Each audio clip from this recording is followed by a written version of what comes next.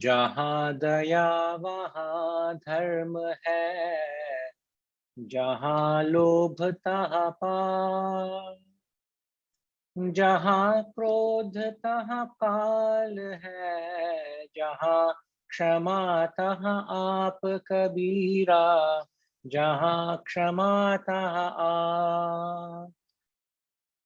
जहाँ दया वहाँ धर्म है, जहाँ लोभ तहाँ पाप, जहाँ क्रोध तहाँ काल है, जहाँ क्षमा तहाँ आप कबीरा, जहाँ क्षमा तहाँ।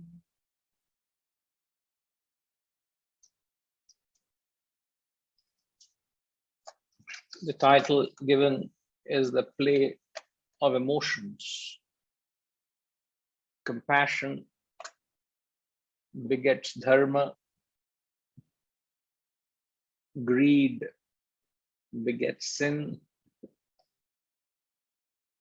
anger brings destruction. Forgiveness is the way to God within. Jahan dharma wahan, jahan daya wahan dharma. Compassion gives rise to dharma. Jahan lobh tahan paap. Lobh is greed, gives rise to sin, paap. Anger brings destruction. Krodh taha kal. Kshama taha aap. Forgiveness, kshama, is to God within.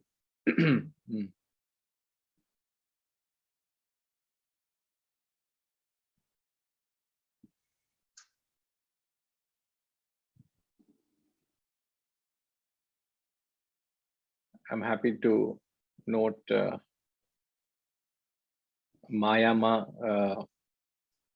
Maya Kaptekar has joined us. Warm welcome, Ma. I hope you are able to hear us.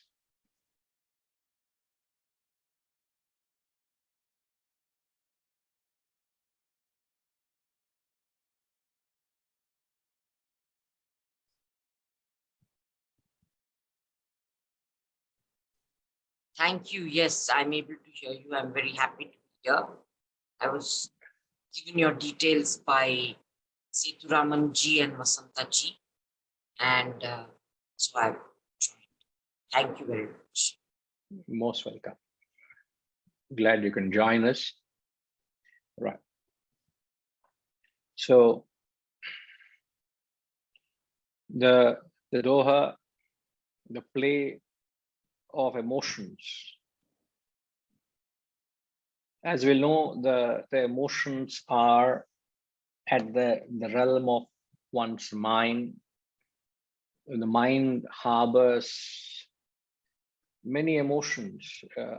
It could be a variety of emotions. One could have a host of negative emotions. One could have a host of positive emotions.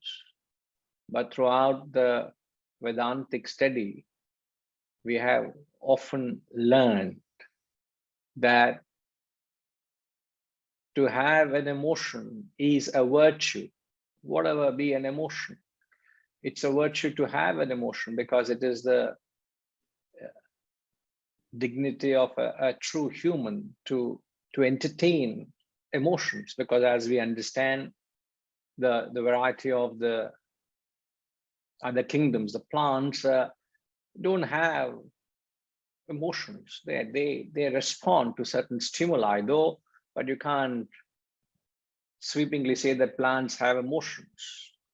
They do respond, they do react to certain stimuli in their own way. Animals certainly have emotions, but they have only a certain bundle of emotions, and it is not as deep or as broad as a human. So animals have emotions, but an animal is always a victim of its emotions.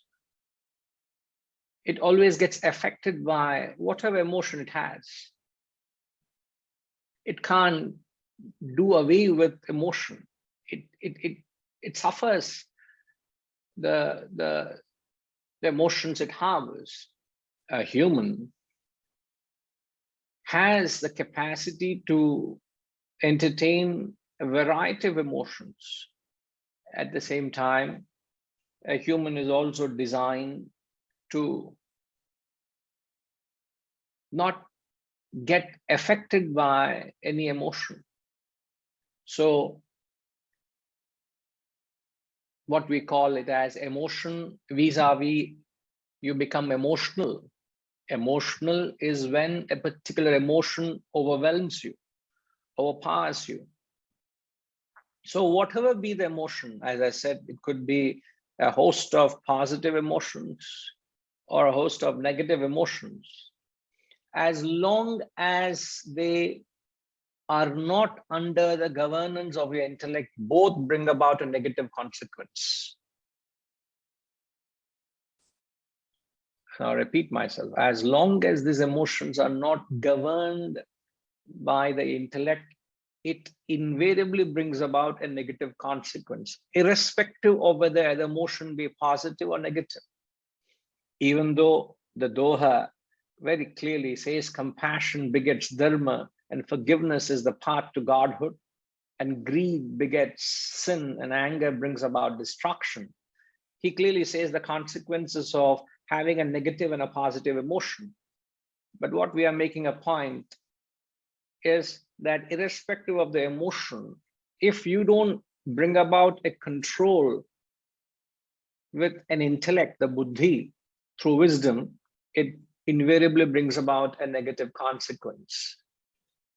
So what I'm saying is you could have a positive emotion, and if you don't know how to express it, it can bring about a negative consequence. We have mentioned this before. It's worth reiterating it again here. You could have a positive emotion, and if you don't know how to express that emotion, it can bring about a negative consequence. At the same time, you can have a negative emotion, and if you know how to control it, can bring about a positive result.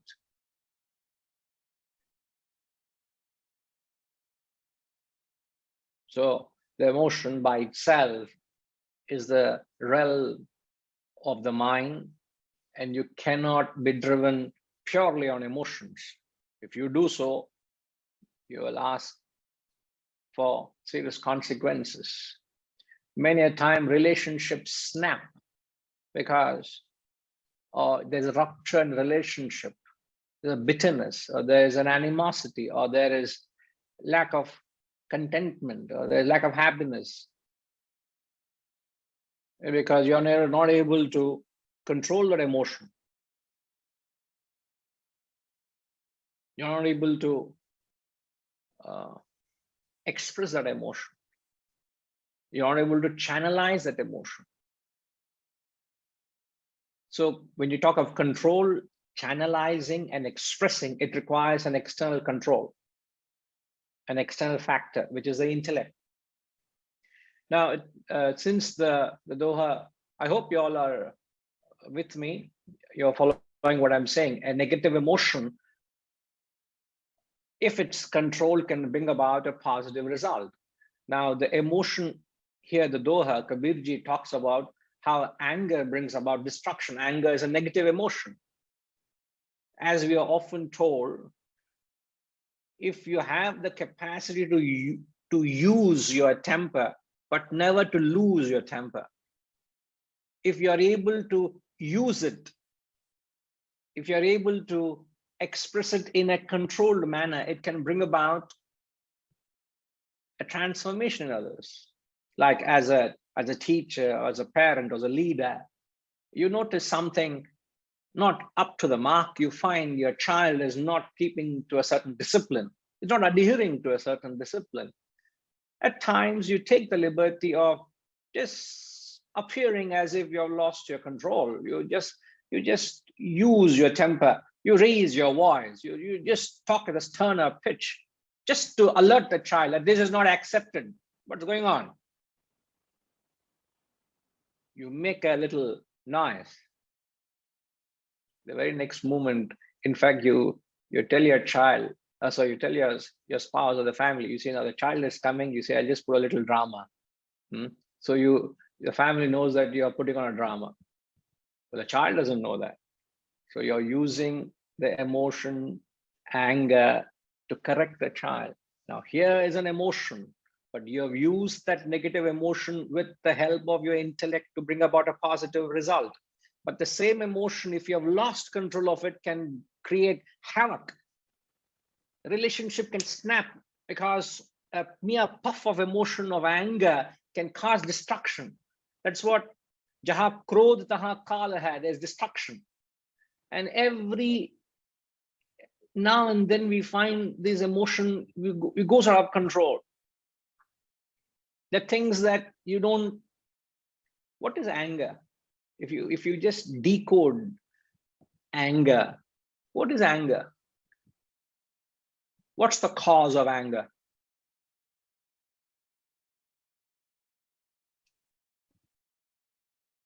Let me begin by someone who doesn't know much of it. Harish. Because I've never known Harish getting angry with me, at least. I don't know about others. Huh? Hari Om Harish. Did you ever get angry, at least in front of me, or behind me? You must have got angry many a time, no? Very seldom. Very seldom. Oh, so you did get angry with me also? No, not with you. Not with you at all. Not at all. Not at all. Yes, sir. No, I know. I mean, others, I know you would hardly get. Yeah, very seldom. Yes, very nice. Guruji, so, my I don't know. understanding... Then I don't think then you're qualified to answer this question. I'll choose to ask somebody else. Please. I'm just kidding. No worries. My understanding, what the cause of anger is, that there is an agitation. It's an agitation in the mind and emotion because certain things and events are not going the way we want it. Because we are because we may be stubborn or egoistic and it's not going our way. Hence, it results in that agitation and frustration. That's my understanding. Absolutely right. And anger is a frustration or a disappointment you express to an object or a thing because the world doesn't function in a particular way. So when a simple rationality of that emotion establishes the root of anger. What is the root of anger? In fact, what is the root of all emotions?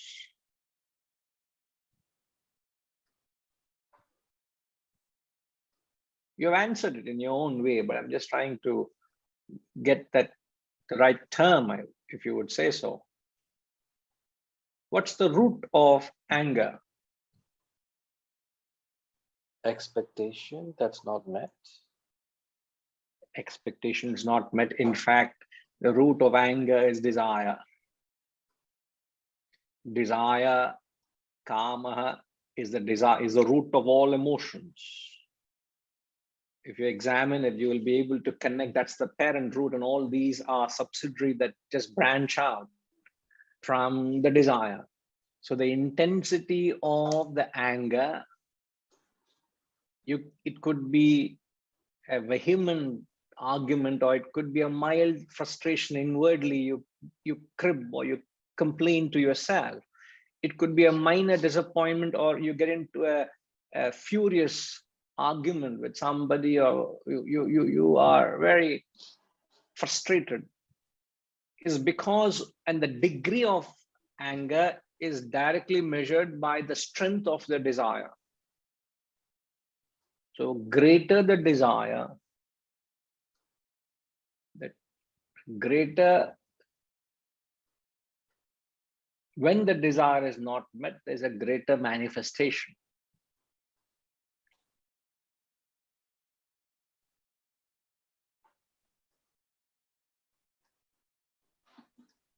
So desire is the root of emotion. I remember when I first learned this, it took me a while to understand this. It took me a while to get around this. It sounds so simple, isn't it? But once you, but I found it difficult. How is desire related to all these emotions? Desire is also connected to greed, lobha.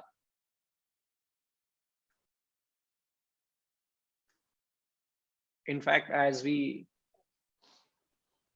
if we expand on this, when the desire is met, it has a certain modifications.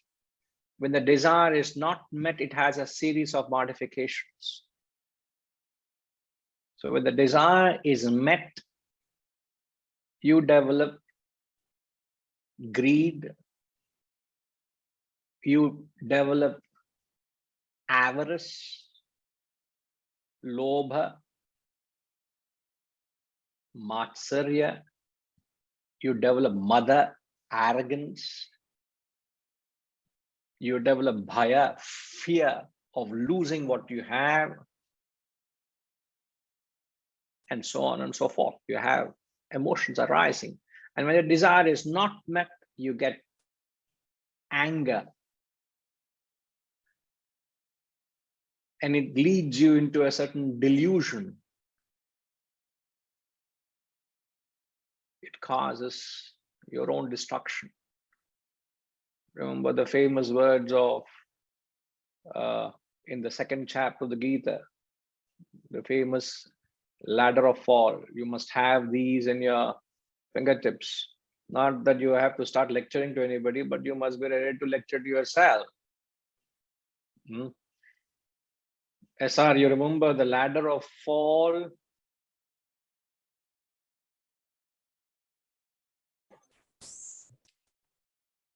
No, precisely, Guruji. I need to go back to the chat. At least, you may not have any chart with you, but these two charts you must have. The Shastras give two ladders, the ladder of fall and the ladder of rise. Ultimately, this is what that matters to you. The ladder of fall, the ladder of rise. The ladder of fall comes in the 62nd and the 63rd verse of chapter 2. And the ladder of rise comes in the 9th verse of Bhajgovindam by Adi Shankaracharya, So, sure, Guruji. We'll make it as a poster. Yeah, you should make a poster. In fact, I would want you to make it and show me, and then we should give it to everybody, sir. Definitely, Guruji. We should do that. It will be a good reminder so that you can fall back on it, anytime you want. So the 62nd and the 63rd verse says, Dhyayato Vishayan Pungsaha Sanghasteshu Pajayate Sanghat Sanjayate Kamaha Kamat Krodho Bijayate. Krodhat Bhavati Sammohaha Sammohat Smriti Vibhramaha Smriti Vibhramshat Buddhinashaha Buddhinashat Pranashyati. So the ladder of fall, anyone remembers the ladder of fall? The exact ladder, how it starts, Gayatri Ma?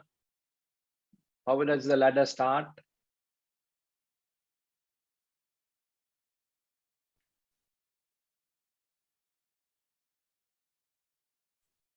With a thought. Dhyayato Vishayan Pungsaha. It starts with a thought, and thought leads to Desire. Sanghasteshu Pajayate. From thought comes about an attachment.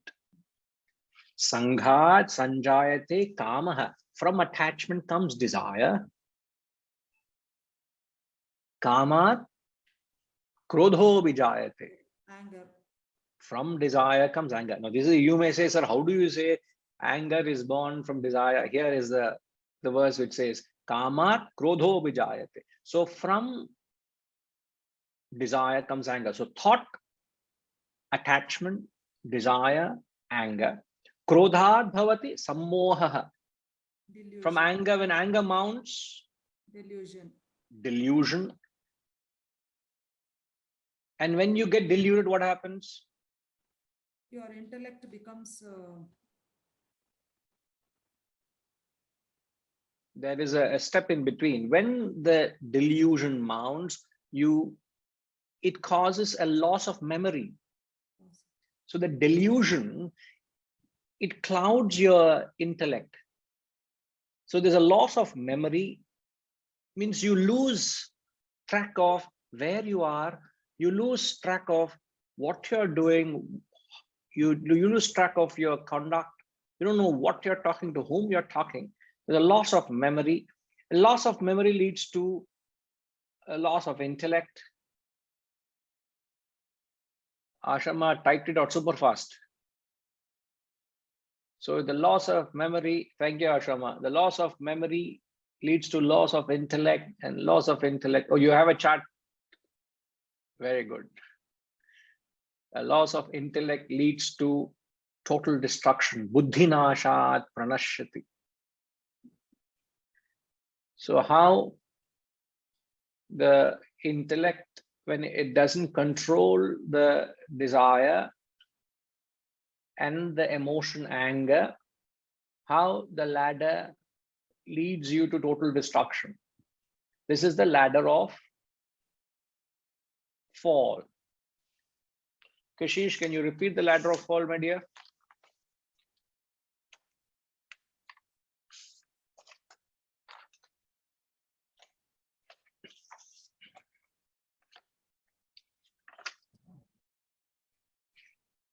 Yes, Guruji. You said thought leads to attachment. From attachment comes desire. From desire comes anger. When anger mounts, you experience delusion. When you get deluded, it causes a loss of memory, clouding your intellect. And the loss of intellect leads to total destruction. Perfect. This is the ladder of fall. I wouldn't expand on it. There's many a time we touched on it. But this is a ladder. And I must say, you are the safest in this ladder at the very top. If you find yourself anywhere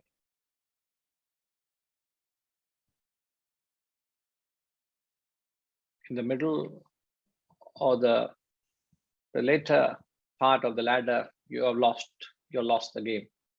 You have to pay the price. You will invariably you end up paying the price. Because if you're in a state of delusion, where is the intellect?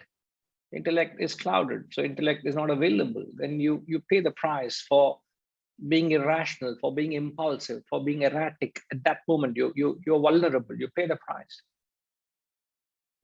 So to magnify it, he says total destruction. Buddhinashat pranashyati.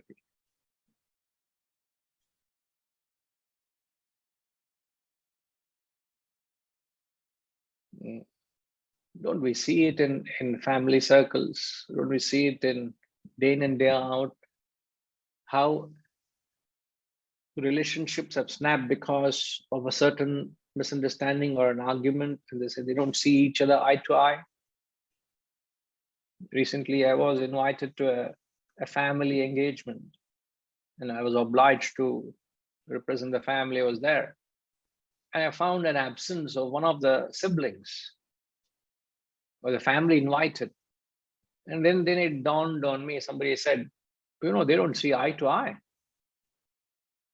Own brother, 3 of them, 2 were there, the other brother is not there. And they don't see eye to eye because there was some argument, there was some dispute, there's some fight that happened more than 10 years ago. Something has happened more than 10 years ago, and the families have parted. They don't invite each other, they don't see each other, they don't talk to each other. How you're just caught up in a puff of emotion, and then everything gets destroyed.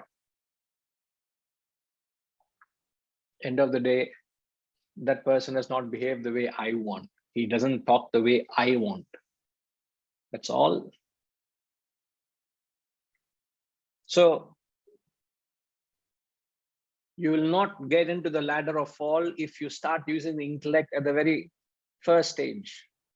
When the thought comes, rationalize it, use your intellect and help to process it so that it doesn't develop an attachment or a desire or anger.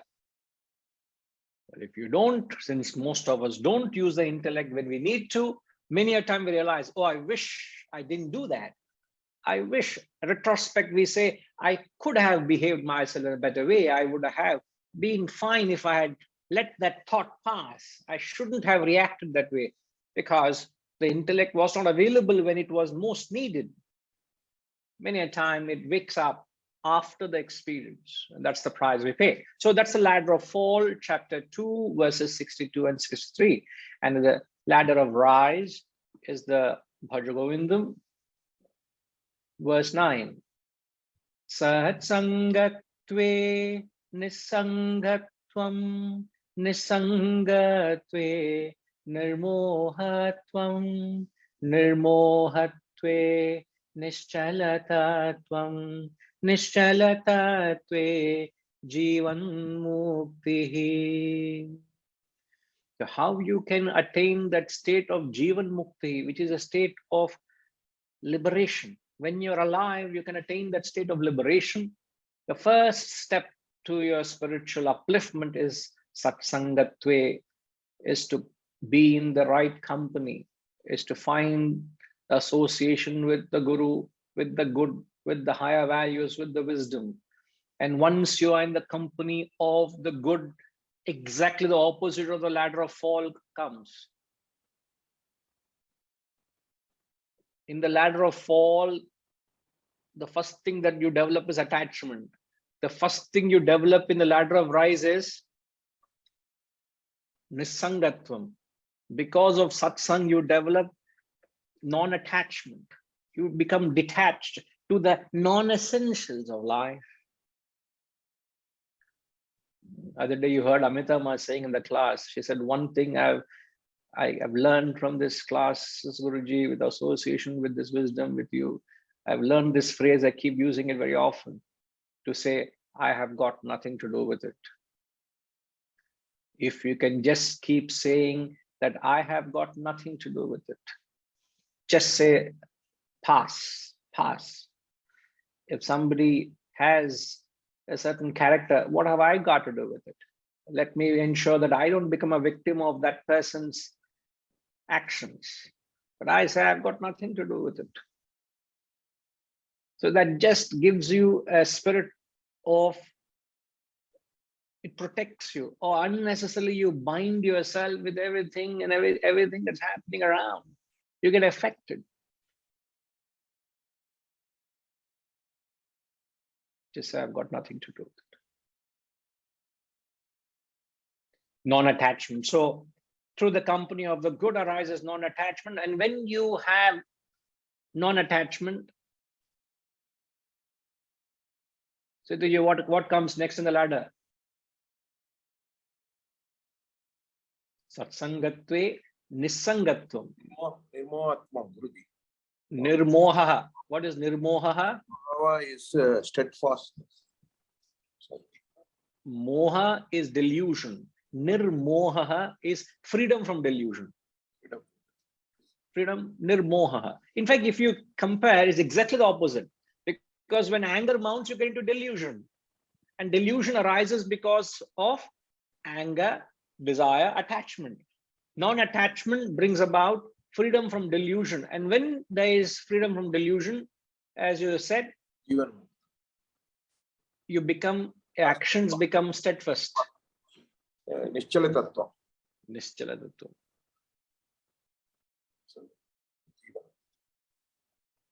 And once your actions become steadfast, you gain liberation in life.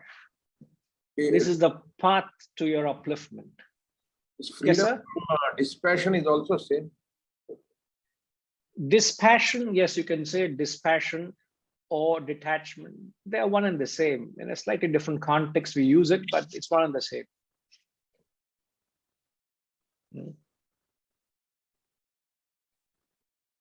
So the ladder of fall on one side and the ladder of rise.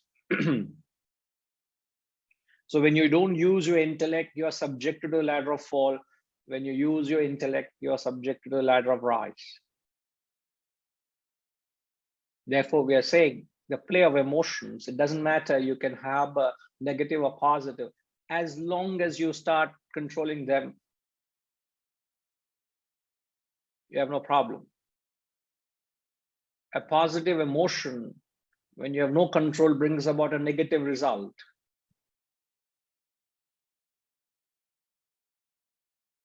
Every family I see is happening.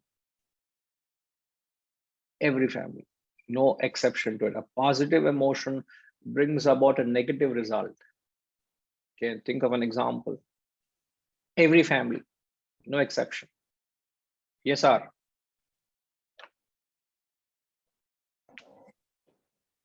Guruji, it could be the positive emotion means the pampering the child. Absolutely. It is the love you, not your, just your child, Anyone who expression of love, the emotion love, you're not able to control it. You're not able to express it. it's blindfolds, Guruji. It's really blindfolds. It blindfolds you, and you just keep feeding the other person, keep feeding. And what happens? Well, yes, sir. Sorry, Guruji. The challenge is as long as you feed, things are going to be normal, but there is internal destructions taking place both sides. The day you stop feeding or your intellect has grown up, or you realize there's something going wrong, then other side is going to be not acceptable manner. These emotions are, I always think that is the energy is in motion. So how do you govern this energy, control the energy in a right direction? Absolutely. That's the example. That's the example we take, isn't it? Emotion is like an energy, and you need to channelize that, Yes. Especially, when two people meet each other, they fall in love. As they keep, there's a pun in the word fall. So you must never fall in love. We often said you must rise in love, don't fall in love. So it's the first step of your downfall is to fall. But when two people meet, they start liking each other, they start spending time knowing each other, and then thereafter each one is trying to do which is in the best interest of the other, all the time catering, pampering, giving in to the other. And that is dangerous. As you said, the time comes where you're not able to cater. Then what happens? So where there is emotion, there is no understanding, there's no reason. But reason should not curb your emotion. In fact, reason should protect the emotion. It protects it. It's not that it's not neither or, it's both. You must have the heart, you must have the head. In fact, your heart must feel for the head, and the head must understand the heart. It's a beautiful marriage between the head and heart that brings about a harmony in a relationship or anything that you do. Like as I'm speaking, do I feel what I speak when I say? Or is it just empty words without any feeling? But when I sing, do I understand what I sing? When I chanted Sat Sangatve, it must instantly transport me. Right. Intellectually, I should be able to attune to the higher. Emotionally, I feel the melody and the beauty and the rhythm. So there has to be a balance of head and heart. So even when there's a purest of love emotion, without intellect, it brings about very disappointing results. Not able to manage it. And as you said, it starts expressing in suffocating your kids with love. Other day I was telling someone, the child is saying, why is my mother all the time policing me? My mother is some part of the world, still she is all the time asking, have you done this? Have you got up? Have you gone to the college? Have you doing this? You got up this? What is that? It is nothing but attachment. And the child is saying, please let go. It is hurting me. But all falls on deaf ears of parents. Nobody understands this, how this knowledge can help you. Maybe the stimuli of the, sorry. Sorry, no, go ahead, sir, please. Yeah, it could be that you have been get stimulated with the, so many things happening. So everything going to happen to your child. So everything you're trying to bring him. I think it's more than the love, it's a fear factor. The fear factor that things may go wrong with my child. So start controlling him, curtailing him. So that you are as good as we are not understanding that we are taking away their freedom. In totality. So the day the freedom is taken out, definitely the self is going to be hurt and they will not be in the same position. There is this fear, and the fear is because of attachment. Yes. Bhaya comes because of attachment. And what is attachment, sir? The definition of attachment,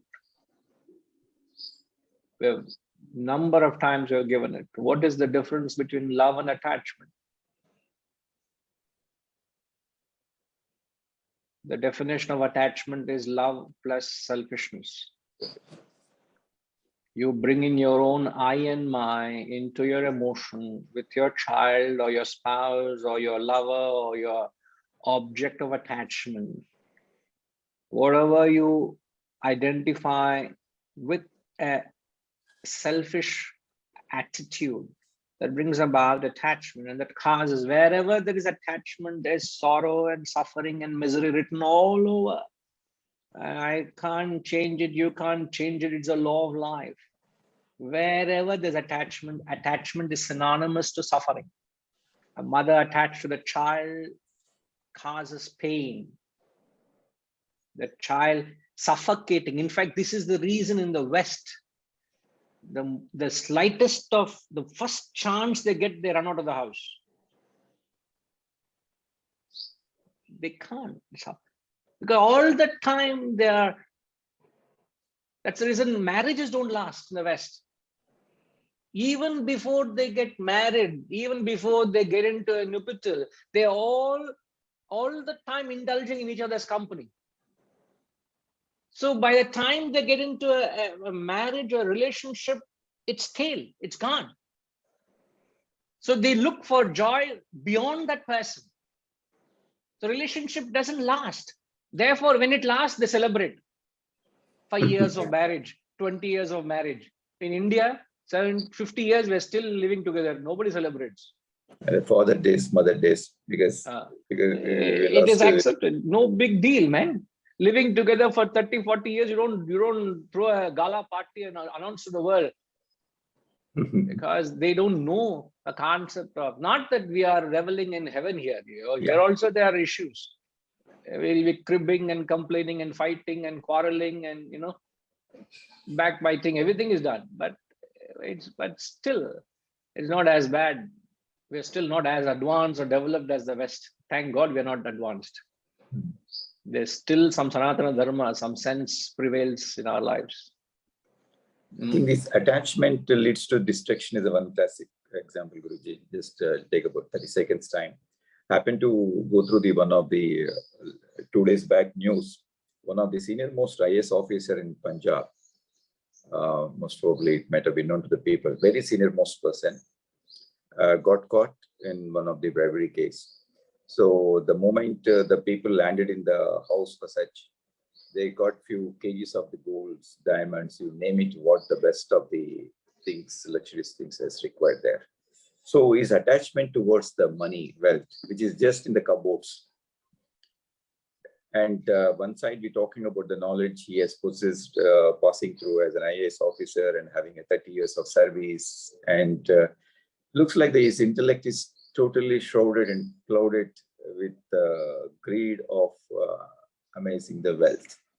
Now, the challenge, what happened is that the moment he is arrested and taken to the investigation area, And they brought back after investigation, he has given some more clue that I have some more assets located.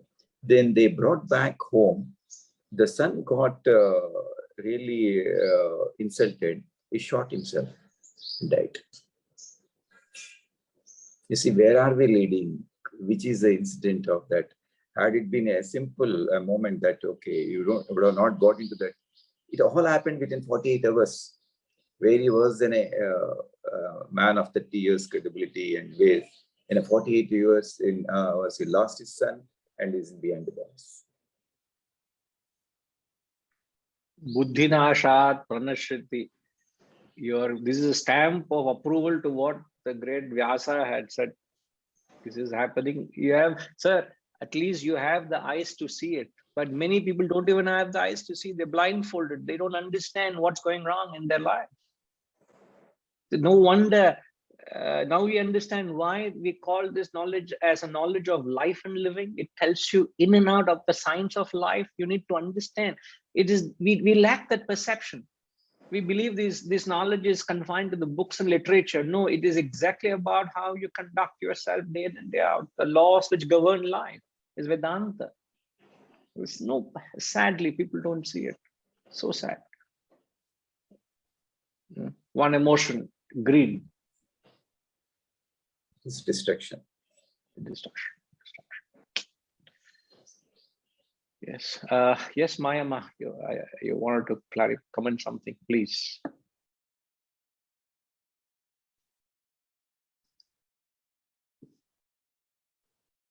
Actually, what I wanted to say, you already said, because it was prior to what you said, that that attachment which, makes the parent nag the child so much, it's actually selfishness. It's not love.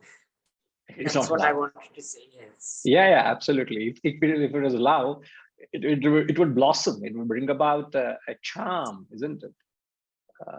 Very true. Yes. And sadly, what we all need to realize is there is that element of selfish relationship in all of us, because none of us are purely unselfish or selfless. So there is that element of selfishness in our relationship, and that trickles in and that spoils it, that stains it. I mean, you need to be very conscious how not to develop that attachment, isn't it? Others notice it very clearly in us, but the question is, how much do I notice it within myself is important, isn't it? Absolutely. Wonderful. Yes, ma. Thank you. Yes, Setuji. Hari Om Guruji, when I was young, our family was a little big, and but we never had policing. They used to leave it as we used to roam around. We had our own friends, but they used to support whenever we needed support, but not beyond that. And in a way, they empowered us because we were in the field all the time, and we learned our own way how to handle life. That helped a lot. And the same thing I did to my children also. It gave a lot of fruits. So now only I understand in the West why the children, I never knew the reason. That attachment is the one I have seen in many families, known families. The children, the moment they reach teenage and all, they just separate. They want to live separately, and they want to avoid family itself. During childhood, they are unimaginably attached. They have a schedule from morning to evening. They accompany the child for all the activities, and every minute is dictated by parents. They can't even, friends cannot meet each other without parents agreeing for an appointment. That's how but I never knew the root of that is the attachment. Why I thought, why in India children are not like that. But the same culture is now coming because the families have become nucleus. People, they are more attached. There are no joint family system, all that. I was thinking earlier parents were a little indifferent, but now I understand Maybe that's how they have been brought. They want everyone has different vasanas. They all have to follow there, and each child will be different, and each one is given, some guidance, but not beyond that. It's this attachment is so powerful. In fact, the relationship suffers because of this primary reason, attachment. Any relationship suffers. And it's nothing to do with the West or the East. It's happening everywhere, And where there's attachment, relationship suffers. In fact, as you know, sir, the moment, one of the law of attachments is when you're attached to an object or being, the law is attach, you lose. Detach, you gain. This is a law of life. Any object you are attached to, object or being, you lose the object of attachment. So if you're attached to your child, you will lose your child. Swami Ramatirtha says, beware, if you're attached to your child, not only would you lose your child will be dropped dead, he says.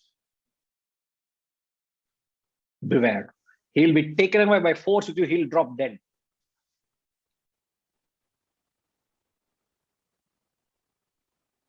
That IAS officer, what SR was mentioning, he would have acquired all that for his kid. End of the day, he lost his wealth, he lost his child.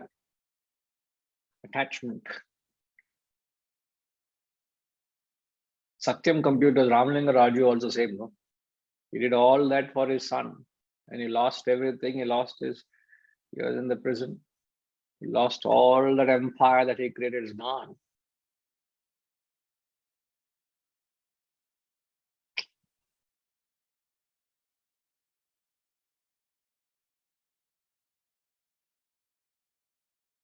So the world doesn't realize the importance of intellect. Doesn't realize. It takes a Milton to understand the Milton. You need to have an intellect to understand the importance of it. The one who doesn't have it doesn't understand what it is not to have one. You must have one, no? To know what it is.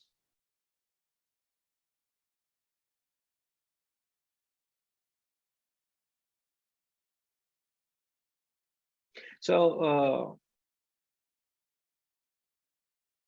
getting into the intricacies of what the Doha is saying, compassion begets dharma. Compassion or pity, they're close emotions. It's nothing but a sympathetic feeling you have for the sufferings and misfortunes of others. You feel sorry for others' suffering. Now, many a time, people who feel this emotion, they invariably operate on the emotion. So when you see somebody suffering, you invariably can't hold back and you act on that feeling. You're not supposed to act on that emotion. Emotion is as I said, is a weakness. So today, compassion or pity is invariably a weakness, a weak pity. But when you see somebody suffering, the first thought that should come to your head. So again, we're saying how intellect should help support the emotion. Intellect should be a pillar of support to the emotion. But the emotion by itself, if it's left out, you become emotional. I've said that in the beginning. So when it's processed with the intellect, it helps you get into the beauty of the emotion itself. So when you see somebody suffering, many a time people become emotional because they can't see the suffering and misfortunes of others. So they operate on an emotion. Other day I met someone, and that person, in a little while I saw her, she gets very touched by, and she sees people who are begging or in a terrible state, and she became so emotional. She couldn't contain. She said, I get so affected by that, and I just do something just to, in fact, appease herself, because it's a weakness, no? She feels sorry for them. So she supports, she almost does something, gives something to appease herself. But when you see anybody suffering, the first thing that should come to your head when you rationalize it, what could have that person done to deserve it? To tell yourself, you don't have to lecture to that person. But when you see anybody suffering, you got to tell yourself, what is it that person has done? I don't know. But the law is being very fair. The law of life, the law of karma says you get what you deserve. So I'm sure there's something that gentleman has done, that person has done to deserve it. So you understand that life is very fair. There's nothing, there's no need to feel sorry about it. Thereafter, no need to be emotional about it, but thereafter, if you find in any way you can alleviate his suffering, you can relieve him of his suffering. If there's anything that you can do, please go about doing it objectively, understanding you have got nothing to do with it. You do your dharma. If your duty begets you to do something, do it. If you find you're obligated to do something, do it. But with an understanding that that person has got what he deserves it, let me do whatever I can to bring him out of that suffering. So it comes from a point of strength, not a point of a weakness. This is where you inject emotion along with intellection. Intellection is not mere intelligence, it's not just mere information. Intellection is the rational aspect of your personality, the buddhi, which is able to discern, is able to rationalize it, ultimately control the mind. The real intellect is controlling the mind. If you can't control the mind, it's still intelligence. I can give all that lecture to you. 1 hour I've given lecture of intellect controlling the mind. Right after the class, somebody gives me a laddu. I have 3 laddus because no control over my tongue. Now, what is the use of all the intellect? Harish, would you say there's an intellect, Harish? So after the class, somebody gives you a box of laddus. Motichur laddu.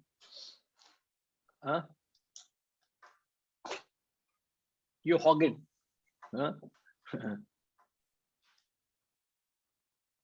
So how much intellect one would have if you can't control a laddu in front of you?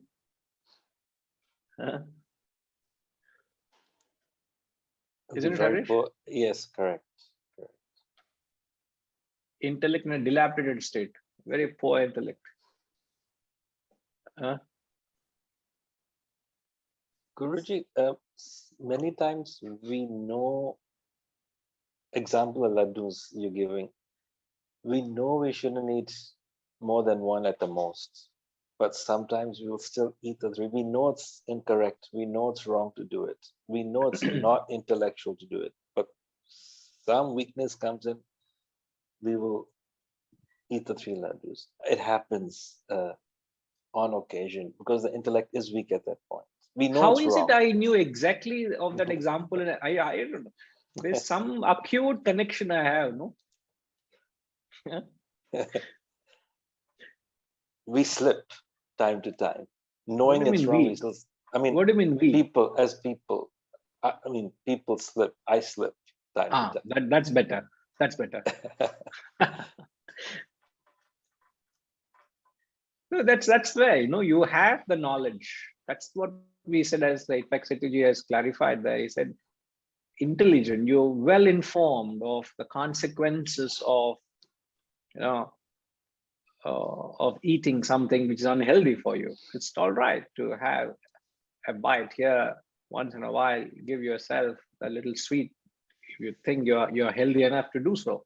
But yet you're not able to control the mind, and it's a rush to enjoy or grab or acquire, or hoard. That kind of an attitude of the mind, the tendency of the mind, that is measured by the strength of your buddhi.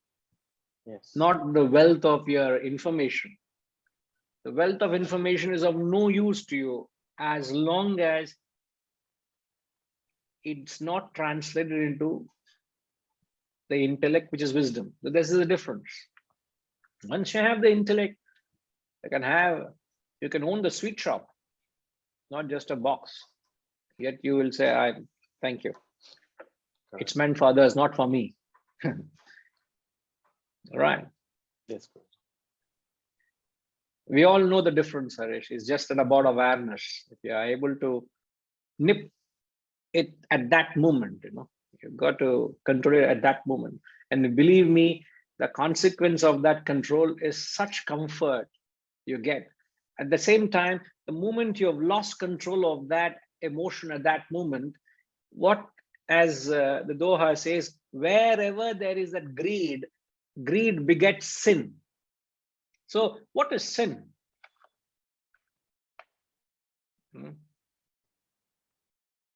Sudhakar garu.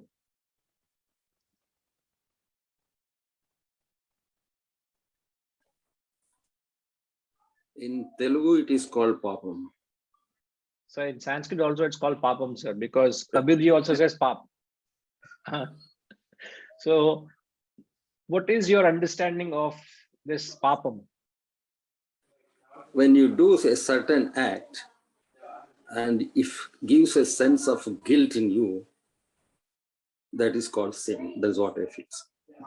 Yes, your understanding is very apt. When you do a particular act and the feedback you get after the performance of an action, if there is a slightest of remorse or a feeling of discomfort you feel within, which only you know, it is a sin as far as you are concerned.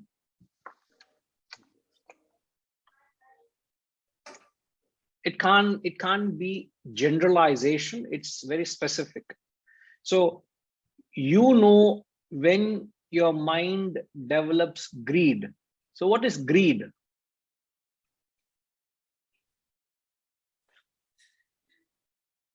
Greed is nothing but a desire to achieve something, not ambition.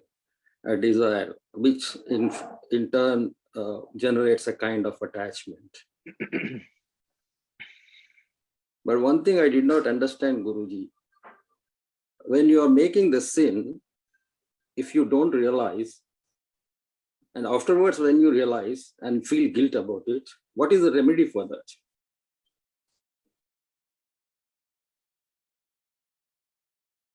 When you have committed an act, I'm just repeating the question. The water has already passed.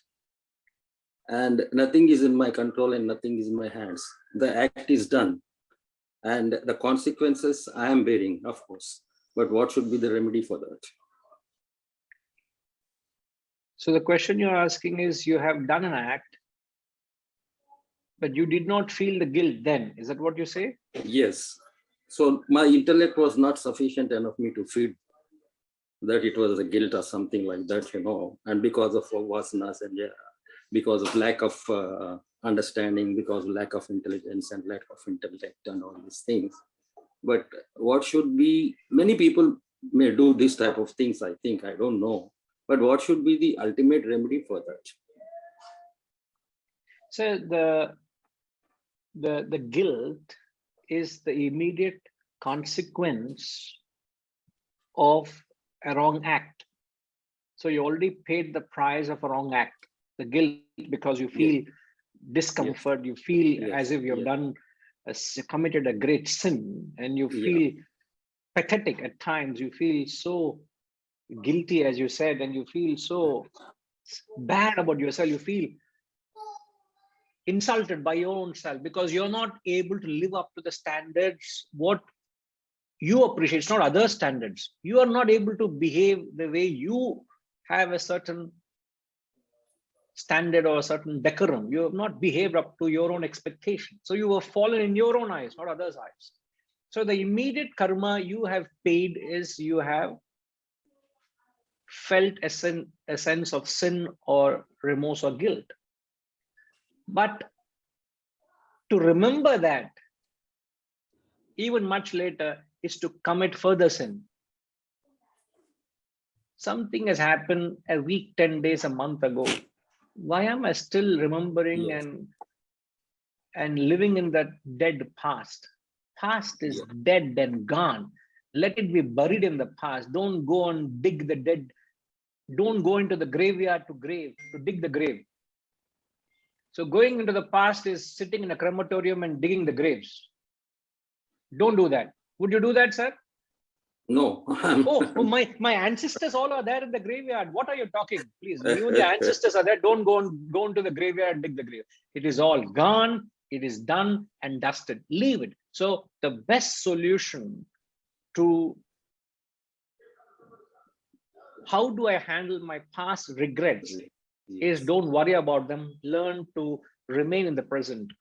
So the tendency of the mind, again, another tendency of the mind is it slips into the past and starts worrying about it. Yes. Or it goes into the future anxieties and lives in the unborn future or the dead past. But if you're able to bring the mind to the present moment and live always the present. Yeah.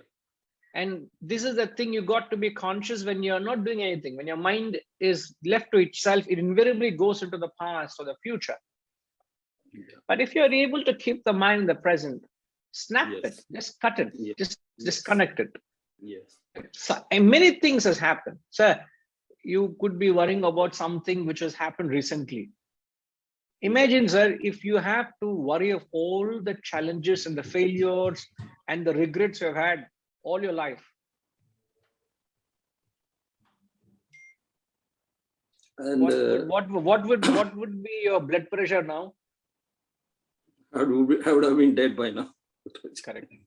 Sorry to say, you will not be able to handle it. If only you had a freshness of all the losses, all the regrets, certain tragedies of your life, accumulate all that and the freshness of memory. If I'm able to hold on to it now, I'm not able to, I'll collapse. So therefore, the Lord, let me complete this, sir. The Lord says, I am functioning in you. There's a quality, he says. I am dash in you. Vasantama will know the answer. I am dash, fill in the blanks. Sir.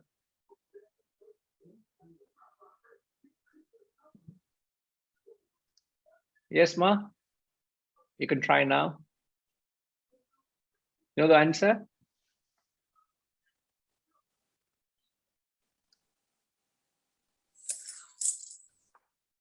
Yeah.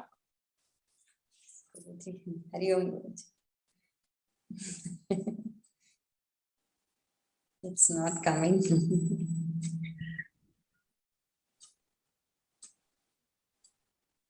No problem. Anybody?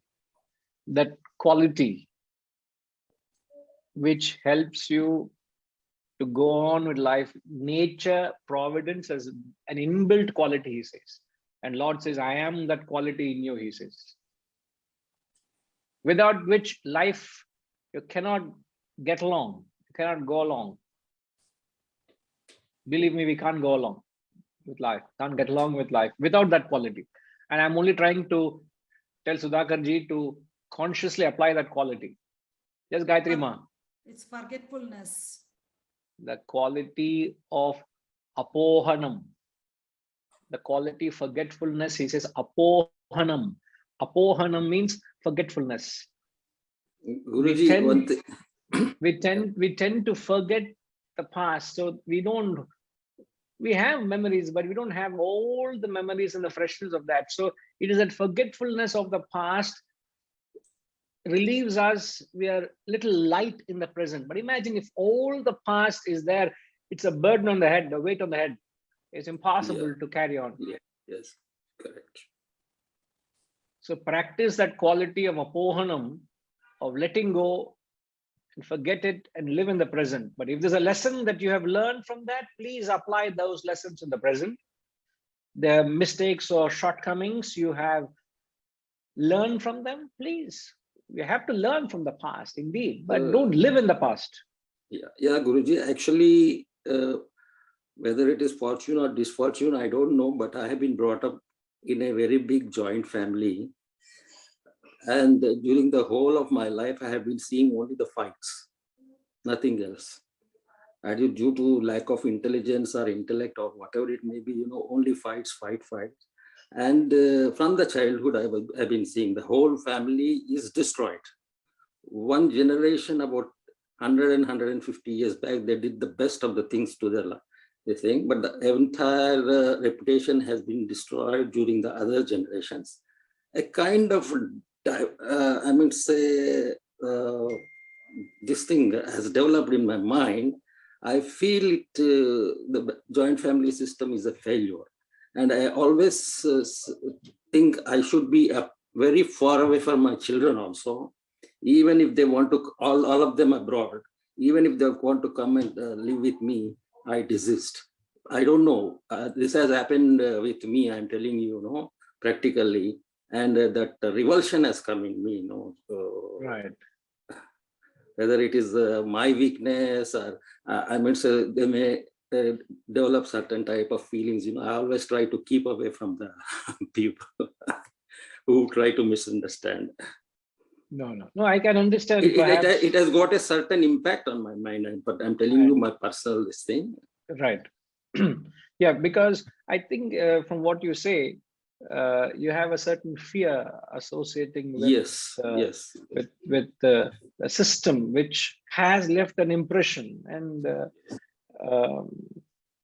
but there's no need to. It can certainly be rationalized. You can certainly arrest that emotion of insecurity or fear. What might happen, just because your siblings or your children or a larger family get together? There's no necessity to believe that there could be any eventuality or there could be any misunderstanding. It's all, again, the play of the mind. The mind sometimes becomes overwhelmingly fearful. Again, a sign of fear also is again a sign of attachment, expressing from attachment only. But the fact that you are rationalizing it, it'll help you get over it at some time. But accept it. This is what my mind is playing tricks with me, but it can be far from the reality. It's a mind playing a trick of emotions. So there's no need for you to generalize it and say it might happen today. It might happen with my family. Okay, sir. One final thing, Guruji, I became so much weak, I feel, suppose if I talk something, somebody else might get hurt. So that type of feeling is really taking me back to express myself very fearlessly or whatever it is, And I would say whether it is called inferiority complex or I don't know, but that has developed during the last 50, 60 years. I'm trying to overcome because of this intellectual, I'm at a satsang and all these things, but it has been very much helpful to me to be an audience with you and a satsang like this. I'm glad. I'm certain that this knowledge and wisdom will help you rationalize and give you comfort, sir. But understand that it is just a play of the mind. The reality is far from it. But this journey will help you, sir. Certainly help you. Right. Thank you. Right. So learn from the past, but don't live in the past. If I can learn something from the past, certainly, but don't live in the past. If I can live in the present, it will go a long way. Okay, sir. Right. So greed begets sin. Greed, as Swami Ramatirtha says, we are all the time living for one more, which he says we all are caught up in a snare of 99.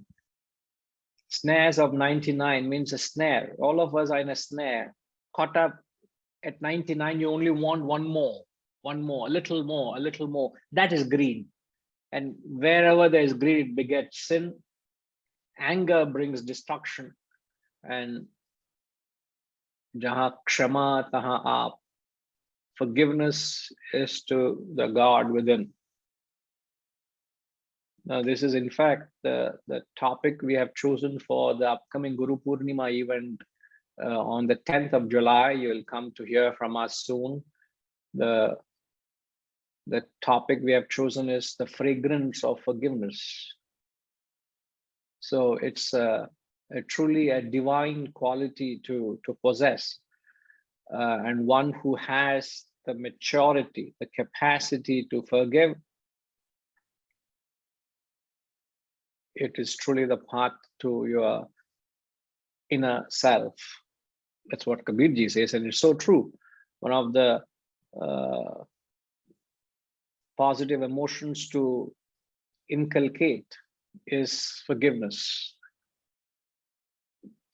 I think it easily takes the crown of all these positive emotions, you know. And the beauty of it is you have to tap that capacity to forgive when you become a victim of others' actions. Can you forgive them without assuming an air of superiority? I forgive you. Who am I to forgive you? But an understanding you have in life that you operate throughout the day with an attitude of forgiveness.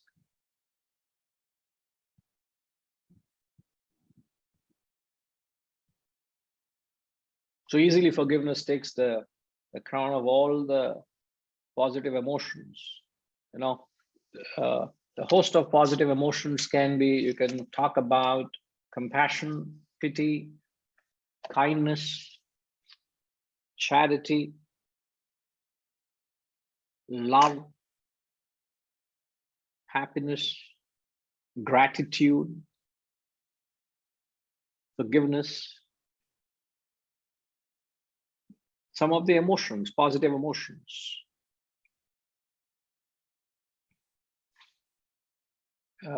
Yes, Mayama. I Could you forgot my question. give it a Sorry. moment? No rush. It'll come back. Yes.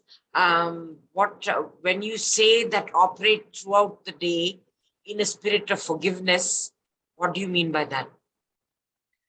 See, it's not to assume that I have to forgive somebody for what they're doing.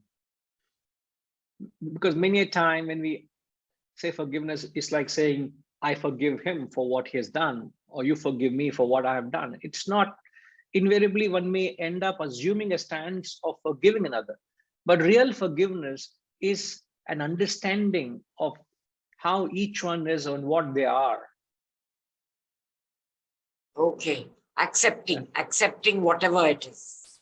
Understanding and acceptance comes from an understanding that it is their vasanas and they are what they are. Okay. So when you're able to operate that way, then throughout the day you have an attitude of forgiveness, you know, because you gracefully accept whatever that's happening to you. Okay, I understood. Thank you very much. Most welcome. So each one is helplessly, everyone is helplessly operating according to their own nature.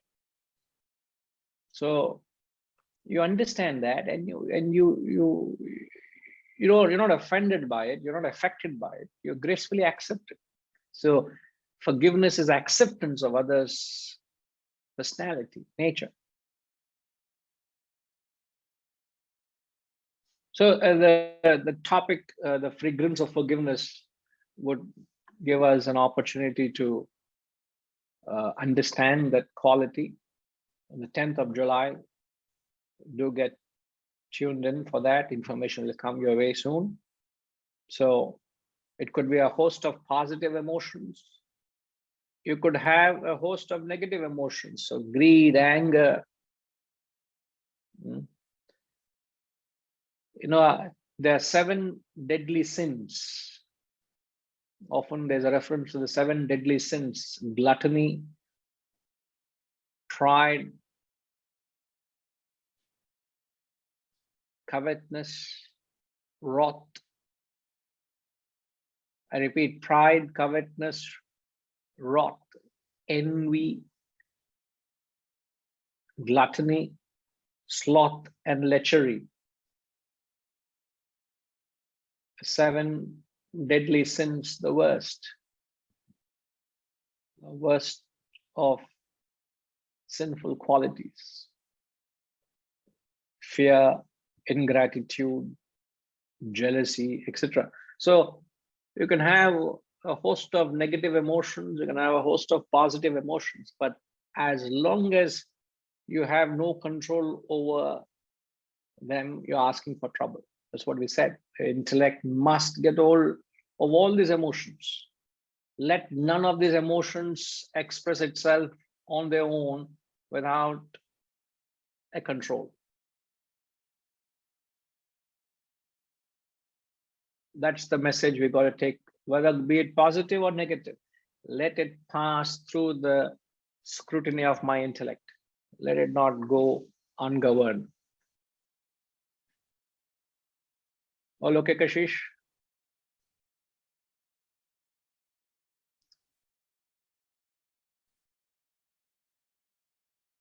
Okay, great. Yes, Harish?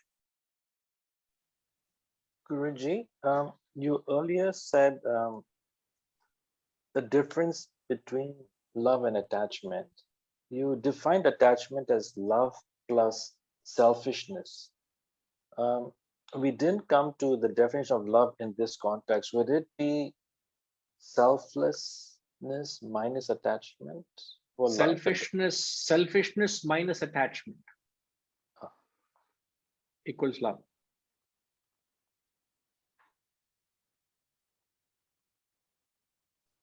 Thank you, Guruji.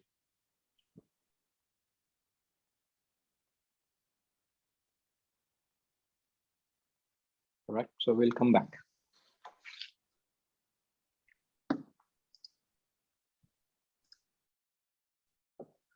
Om Purnamada Purnamidam Purnat Purnamudachyate Purnasya Purnamadaya Purnamevavashishyate. Om Shanti Shanti Shanti. Hari Om. Shri Gurubhyo Namaha. Hari Om.